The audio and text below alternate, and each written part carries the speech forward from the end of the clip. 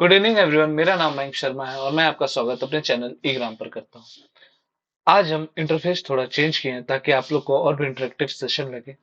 इससे पहले मैं आपको अगर सेशन को स्टार्ट करने से मैं सेशन के बारे में बता देता हूँ। ये झारखंड के स्कीम्स के बारे में है, झारखंड के स्कीम्स के बारे में है, ठीक है।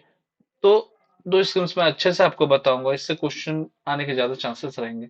और उसके अलावा हमारा जेपीएससी और जेएसएससी का बैच चालू हो चुका है। जिन्हें भी इनरोल करना है वो हमारे नीचे दिए गए नंबर पर व्हाट्सएप कर सकते हैं बाकी के बारे में जानने के लिए। और अगर आपको हमसे टेलीग्राम पे जुड़ना है तो वहां पे ई ग्राम जेपीएससी सर्च करके आप जुड़ सकते हैं। हमारा मोटो मेक्स प्रिपरेशन इजी है। तो चलिए आज हम स्कीम से जुड़ते हैं। तो सबसे पहला जो स्कीम है मुख्यमंत्री रोजगार सृजन योजना। अब रोजगार सृजन योजना है तो सबसे पहले हम ये सोचेंगे कि रोजगार बढ़ाना है। तो अभी गवर्नमेंट जॉब आ नहीं रही है, सब इसी की प्रिपरेशन कर रहे हैं। तो इसको बढ़ाने के लिए क्या कर रहा है गवर्नमेंट? तो कह रहा है कि चलिए आप लोग स्वरोजगार कीजिए, सेल्फ एम्प्लॉयड बनिए। क्या कीजिए?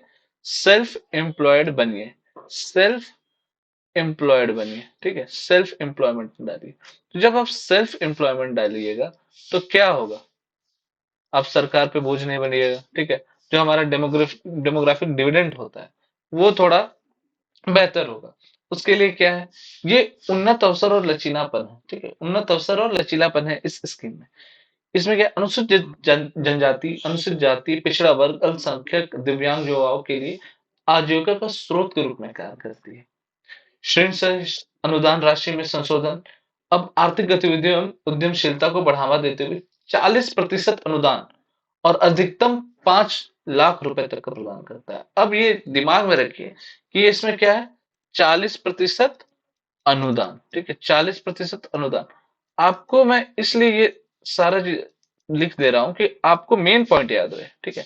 मेन पॉइंट अगर आपको याद रहेगा तो आपको एग्जामिनेशन पॉइंट ऑफ व्यू से आप मेंस में भी लिख सकते हैं, और अगर आप एमसीक्यू फॉर्मेट में जा रहे हो तो वो भी आपके लिए आसान रहेगा। अब इस योजना के तहत ग्रामीण और शहरी युवाओं को शामिल करने की प्रक्रिया शुरू हो गई, जिसे झारखंड राज्य में जनजाति सहकारी निगम, झारखंड राज्य अनुसूचित जनजाति सहकारी विकास निगम, झारखंड राज्य पिछड़ा वर्ग वित्त और विकास निगम और अल्पसंख्यक वित्त और विकास द्वारा सुविधा प्रदान की गई है। अभी इसमें लगभग 2,500 युवा को प्रॉफिट मिल चुका है, मतलब लाभान्वित हो चुके हैं। तो आप ये समझ रहे हैं कि अभी सरकार क्यों ये करने की कोशिश कर रही है। सरकार इसलिए करने की कोशिश कर रही है कि जो आम युवा है वो अपने पैर पर खड़ा हो सके। अगर वो अपने पैर पर खड़ा नहीं होंगे तो वो सरकार पे ही बर्डन बनेंगे, और जब वो सरकार पर बर्डन बनेंगे तो वो सरकार भी खिला सकते हैं। तो उनके कार्य को, अपने कार्य को और उनके कार्य को आसान करने के लिए ये मुहिम चालू की गई है। अब योजना का कार्यान्वयन और प्रभाव क्या है? तो मुख्यमंत्री हेमंत सोरेन ने ऋण सह अनुदान योजना के संशोधन का निर्णय लिया है, जिसका उद्देश्य कोविड-19 संक्रमण के द्वारा वापस लौटे प्रवासियों को रोजगार का अवसर प्रदान करना है।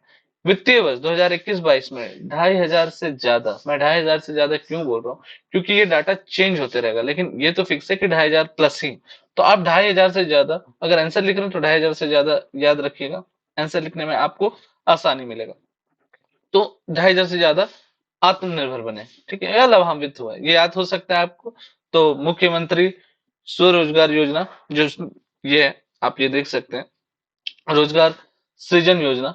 इसमें क्या है, इसमें दो चीज आपको मिलता है। 40% अनुदान, 5 लाख रुपए तक का प्रदान किया जाता है, ठीक है, अधिकतम 5 लाख रुपए तक प्रदान किया जाता है। और दूसरा ये, इसमें 2.5 लाख से ज्यादा लोग लाभान्वित हुए, ठीक है। अब अनुसूचित जनजाति के लिए, मतलब एसटी लोगों के लिए क्या अधिकतम लाभ मिल रहा है? तो ये इसके लिए अधिकतम लाभ इसलिए मिल रहा है कि रांची में 372 लोगों को, हजारीबाग में 79, दुमका में 324 और चाईबासा में 146 और डाल्टनगंज में 23 शामिल है, ठीक है, 23 लोग शामिल है। तो अब ये शाखाएं, ठीक है, महत्वपूर्ण संख्या में। अगर आप ये याद कर रहे हैं तो आपको डेटा याद नहीं करना है, डेटा याद नहीं करना है, बस आप ये समझ जाइए कि कहाँ सबसे ज्यादा है, ठीक है, सबसे ज्यादा कहाँ है। अगर आप सबसे ज्यादा याद कर लीजिएगा तो आप एक क्रम में लिख सकते हैं कि चलिए अगर इस योजना, इस पर्टिकुलर योजना में रांची, हजारीबाग, दुमका, चाईबासा, डाल्टनगंज ऐसे ऐसे करके लाभान्वित हुए, तो आपको याद तो हो जाएगा, प्लस एनसीईआरटी में फायदा होगा। अब ऋण वितरण के आंकड़े अगर आप देखें तो अनुसूचित जनजातियों को कुल 22.19 करोड़ रुपए मिले हैं, ठीक है। अनुसूचित जनजातियों को, अनुसूचित जनजाति मतलब शेड्यूल्ड ट्राइब को 22 करोड़ 19 करोड़ रुपीस मिले, और अनुसूचित जनजाति को 42 करोड़ 54 करोड़ रुपए मिले। पिछड़े वर्ग को अगर देखा जाए तो 11.38 करोड़ मिले हैं, और अल्पसंख्यकों को देखा जाए तो 5.28 करोड़ रुपए मिले। अगर हम दिव्यांग युवाओं को देखा जाए, स्पेशली एबल्ड को देखा जाए, तो 56.43 लाख रुपीस मिले हैं, जो ऋण में दे गए हैं।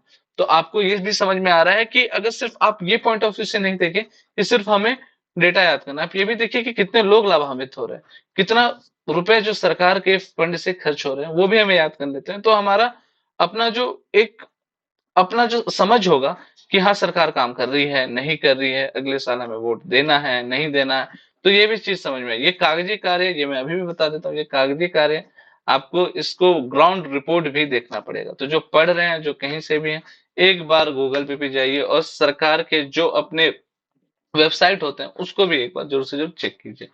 और सभी जिलों की सफलता की कहानियां में अगर हम देखें तो इसमें दुमका में अनुसूचित जनजाति के 143, सिमडेगा के 124, रांची में 133 और वेस्ट सिंहभूम में 118, मतलब 118 युवा शामिल है। इसके अतिरिक्त पलामू से 228 युवा जो अनुसूचित जनजाति के हैं, हजारीबाग से 112 पिछड़े वर्ग, रांची से 43 अल्पसंख्यक, और रांची में से ही दिव्यांग के 13 युवा को इस योजना से सफलता प्राप्त हुई।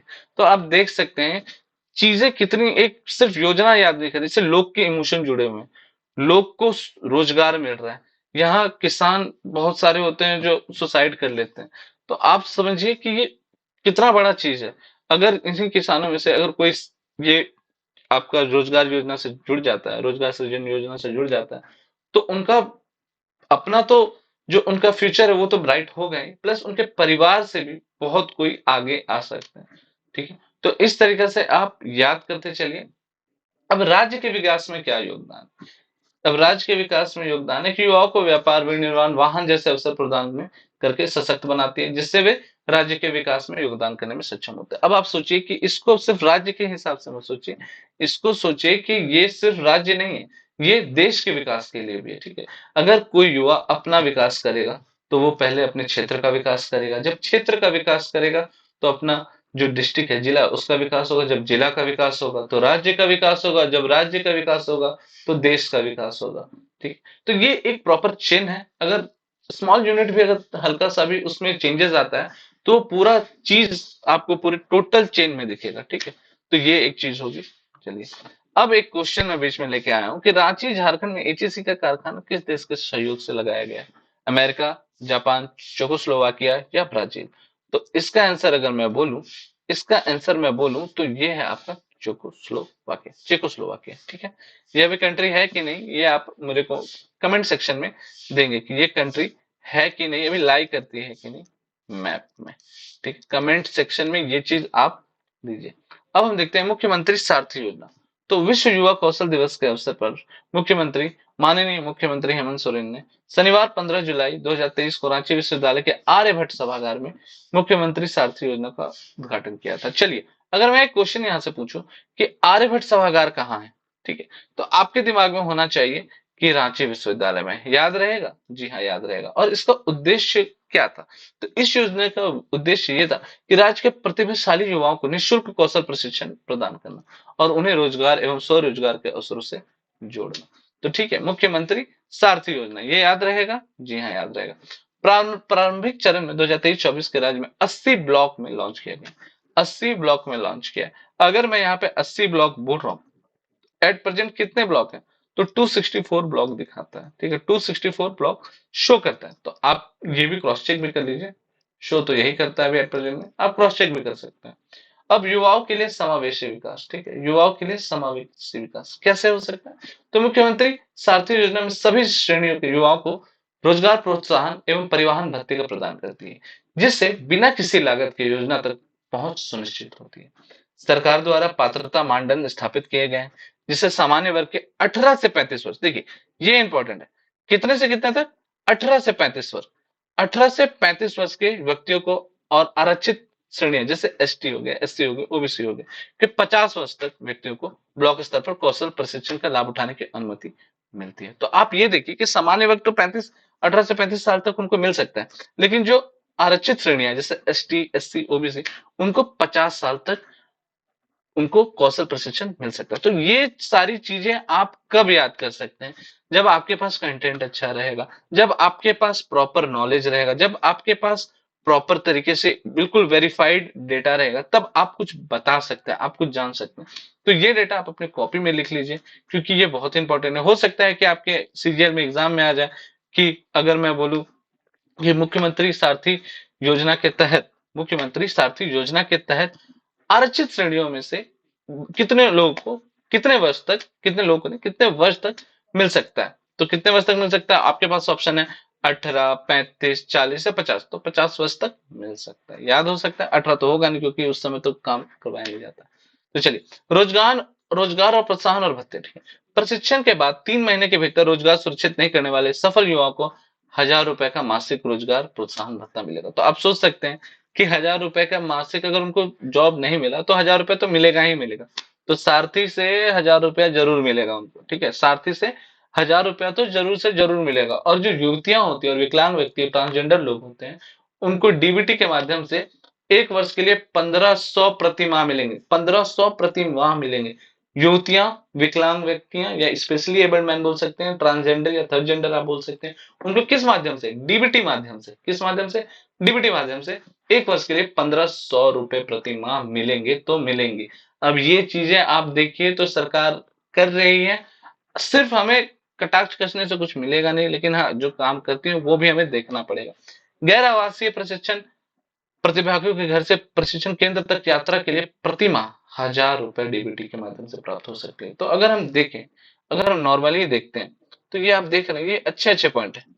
ये अच्छे अच्छे पॉइंट है जिसको हम जानने के लिए हमारे दिमाग में अगर ये सब चीज रहे तो हम एक पर्सनल, अगर मैं पर्सनल पॉइंट ऑफ पर्सपेक्टिव में अगर बोलूं, मेरा पर्सनल पॉइंट क्या है कि आप अगर सिर्फ पढ़ने के लिए नहीं पढ़े, आपके दिमाग में ये होना चाहिए कि हमारे राज्य में क्या चल रहा है। जब अपने राज्य को आप जान पाएंगे, तभी हमारे देश के बारे में कुछ टिप्पणी कर सकते हैं।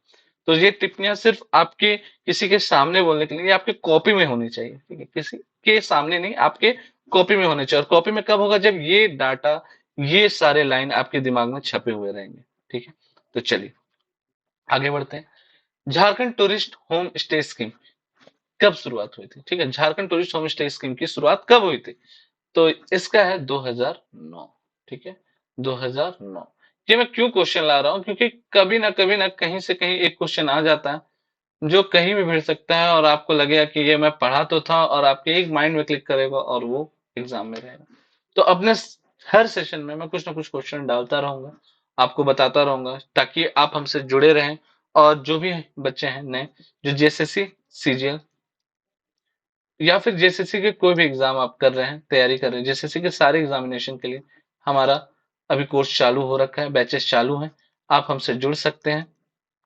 इसके अलावा जेपीएससी का बैच हमारा चालू हो चुका है, आप हमसे जुड़िए। और सम 1-to-1 गाइडेंस अभी दे रहे हैं, तो आप हमसे जरूर से जरूर जुड़िए, ये आपके लिए फायदेमंद है। और इसलिए मैं बोल रहा हूँ क्योंकि अभी हमने हमारा मेहनत आप देख सकते हैं, हम डेली डेली कुछ ना कुछ नया करते जा रहे हैं, कुछ ना कुछ सीखते जा रहे हैं। तो सिर्फ ये आपके बदौलत है कि हम सीख पा रहे हैं। तो चलिए, इस सेशन को मैं यहीं पे समाप्त करता हूँ। कल मैं कुछ नया लाऊंगा, तो कल का वेट कीजिए। धन्यवाद।